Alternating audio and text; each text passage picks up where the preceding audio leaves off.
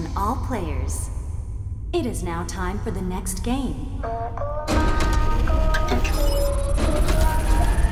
Olá, nerds de todo o multiverso. Eu sou o Igor de Mello e é treta, pessoal. Que o reality show Round 6, O Desafio, chegou à Netflix, mas já vem rodeado de muitas polêmicas.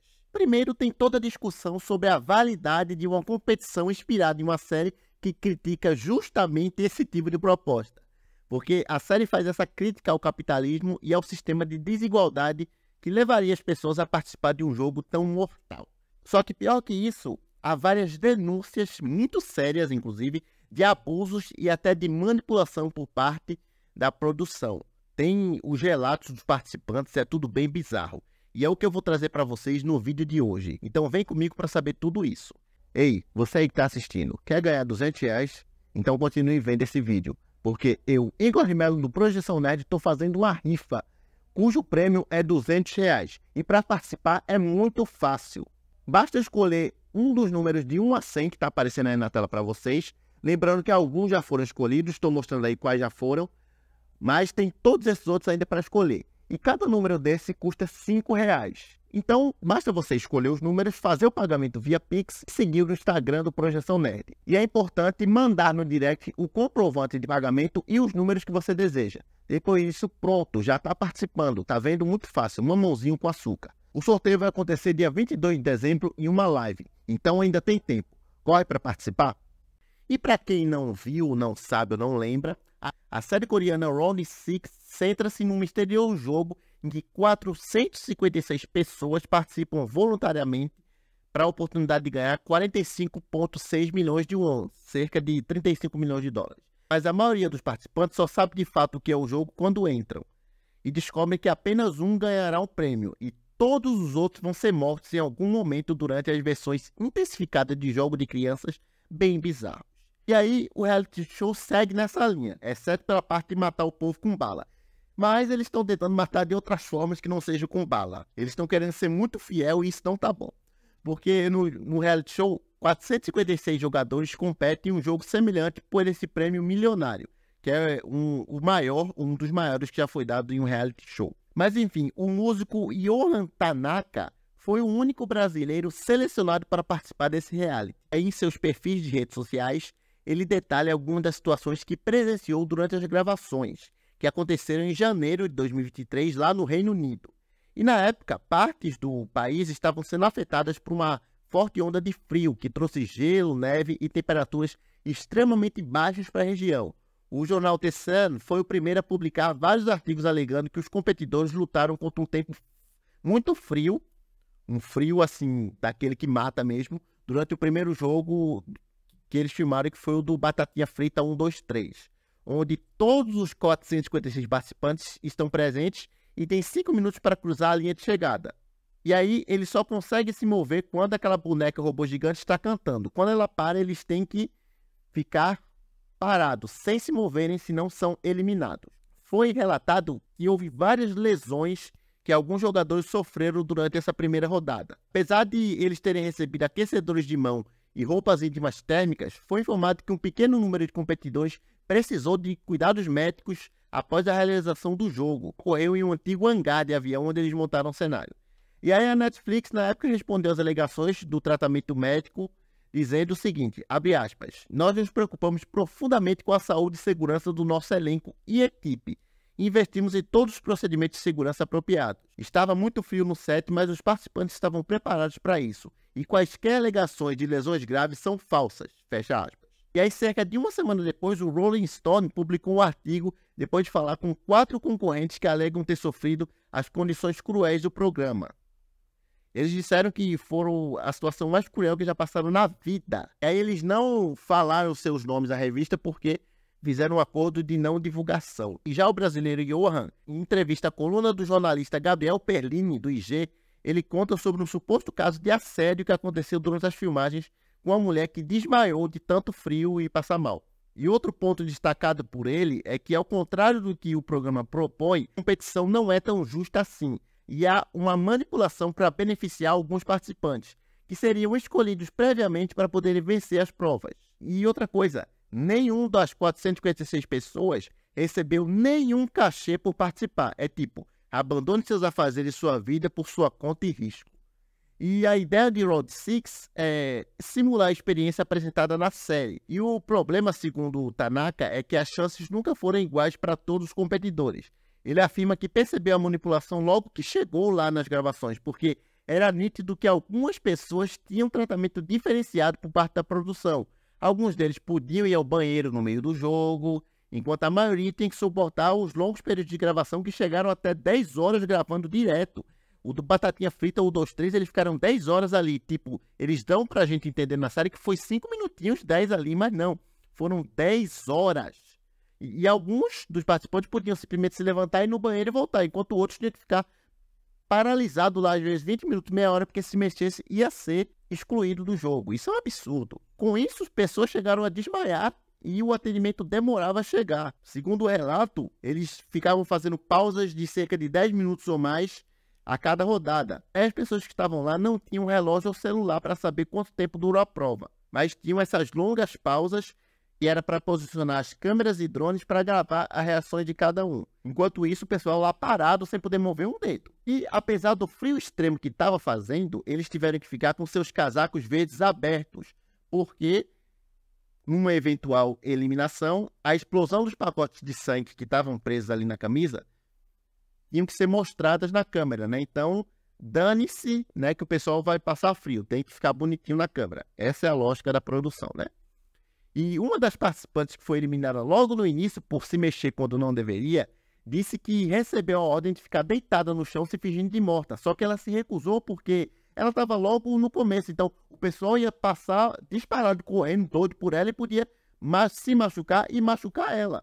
Quando a boneca começa a cantar, o pessoal tem que correr o máximo que pode para poder chegar na linha de chegada.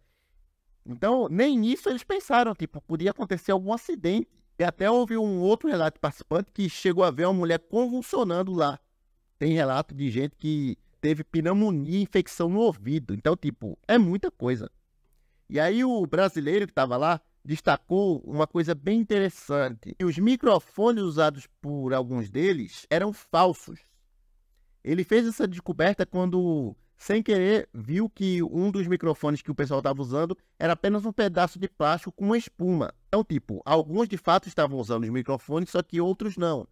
E aí isso traz mais a suspeita de manipulação, porque, tipo, daquelas 456 pessoas, todos ali tinham a chance de passar para a segunda rodada. Mas se tinham alguns que já tinham microfones falsos, é porque a produção sabia quem ia passar e quem não ia. Então isso é bem sério.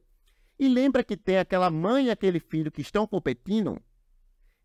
Há um relato sobre isso, que na primeira prova a produção acrescentou mais tempo ao relógio para que a mãe pudesse atravessar e passar. Porque lembrando que o filho passa, mas a mãe ainda fica atrás. Ela passa no último segundo. E faz sentido que eles quisessem esses dois juntos, porque naturalmente quando você vê esses dois, o público torce por eles. Eu mesmo quando vi, passei a torcer imediatamente para que eles continuem juntos e competindo.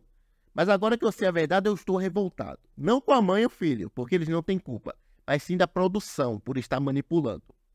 E aí o músico, o Johan, disse também que ele foi prejudicado por toda essa armação, já que ele foi eliminado, mas tinha conseguido concluir a primeira prova com sucesso. E assim, eu quando assisti essa primeira parte do reality, a segunda ainda vai ser lançada, eu notei algo estranho, porque eu comecei a perceber ao longo dos episódios que tem uma porrada de gente lá, né? Só algumas davam aquelas entrevistas que eles estavam numa mesa falando e tal com o microfone, quando estava passando entre um bloco e outro. Eu já achei estranho, tipo, por que só uns dão entrevista e outros não? Claro, que seria complicado para as 200 pessoas aparecerem dando entrevista, mas eram sempre focos em pessoas específicas. Não parecia ser algo aleatório, aquele menino ali vai dar entrevista agora, aquela senhora ali vai dar entrevista. Não era assim. E aí esse relato do brasileiro veio para corroborar essa história. E assim, não é só o Johan que está apontando esses problemas dos bastidores não, viu? Há várias pessoas de várias nacionalidades que estão falando sobre isso. E essas denúncias que estão sendo feitas já não começaram agora, já foram muito tempo antes, logo depois que as gravações terminaram. Só que começaram a ganhar mais força agora que foi lançado e que todo mundo pode ter acesso. Porque, tipo, Uma coisa é você acusar antes, sem ninguém ter visto o produto. Outra coisa é todo mundo estar assistindo e as acusações virem, porque agora você entende o panorama quando você assiste. E são tantos casos que esses ex-participantes estão se organizando para entrar com um pedido de indenização contra a Netflix por maus tratos durante as filmagens. E assim, se a gente for analisar, todas as alegações vão de encontro com aquilo com que o Johan está falando. Está todo mundo alinhado, relatos de várias pessoas diferentes e tudo deságua na mesma linha, onde a Netflix priorizou o espetáculo e a simulação das situações vistas na série original. Só estava faltando eles meterem bala no povo de verdade, né? E, de acordo com o The Hollywood Reporter, o escritório de advocacia responsável pelas acusações alega que vários de seus clientes se machucaram durante as filmagens. E também tinha a questão dos patrões precários de segurança no set, com eles descrevendo que estar lá era o equivalente a estar em uma zona de guerra e que não podiam nem reclamar sobre a situação. Quem dissesse algo era eliminado. E aí, em 23 de novembro, um dia após a estreia da série na Netflix, uma empresa britânica de lesões corporais chamada Express Solicitors postou em seu site em que 2 concorrentes do Squid Game The Challenge procuraram Daniel Slade, que é o diretor executivo da empresa, para conversar sobre um possível processo. E a empresa fala que os concorrentes querem uma compensação pelas lesões sofridas durante as filmagens de janeiro desse ano. No comunicado, abre aspas, nenhum processo foi apresentado ainda, mas nós servimos cartas de reivindicação aos produtores para 2 concorrentes, descrevendo suas reivindicações de lesões, e agora estamos reunindo mais evidências antes de entrar com a ação judicial se necessário. Fecha aspas. E o próprio brasileiro também pretende fazer isso. Confira o que ele mesmo disse em suas redes sociais. Sim, inclusive esse grupo eu mesmo nomeei ele. Assim que acabaram as gravações, a gente conseguiu se unir, trocar telefone. Então, somos em 140 pessoas mais ou menos no grupo. Ele se chama Squid Game The Nightmare, ou em português, Round 6, o desafio. E sim, muita gente quer processar, ou quis processar, ou está querendo processar, mas é muito perigoso, é muito difícil. A Netflix tem os melhores e maiores advogados do mundo, então a gente ainda está vendo o que fazer. Ele também conta outra coisa, que assim que chegou a Londres, ele já recebeu sua passagem de volta para o Brasil, marcada para uma semana depois, embora as gravações estiverem programadas para durar cerca de 3 semanas. E aí ele começou a notar que só alguns recebiam essas passagens programadas já, ir de volta, e outros não. E aí foi, logo quando chegou no hotel, ele já percebeu que tinha fraude. E lá quando estava na primeira prova, ao perceber que ia ser eliminado injustamente, ele decidiu lutar, veja. Quando a gente passa a linha de chegada do primeiro game da bonequinha lá, eu e mais 30 pessoas, a gente passa, a gente termina a prova depois de 10 horas de gravação e a gente é eliminado sem nenhum motivo. Beleza. Foi horrível isso já está na mídia, mas o que não está na mídia é o que aconteceu depois disso. A gente saiu dos estúdios e aí começou a rolar um barraco generalizado com essas 30 pessoas aí que foram eliminadas injustamente. E eu fui uma das pessoas que mandei chamar o diretor criativo e ele veio como se nada tivesse acontecido. E eu dava de dedo na cara do cara, pedindo pra ver o vídeo de quando a gente passa. Ele negou passar. Ele falou que mandaria depois de uma semana. Então, para vocês verem que é muita treta. E bom, infelizmente sabemos que vai ser uma árdua tarefa para essas pessoas. Afinal, a Netflix possui os maiores advogados do mundo. E claro que vai conseguir se sair, porque infelizmente é assim que funciona, né?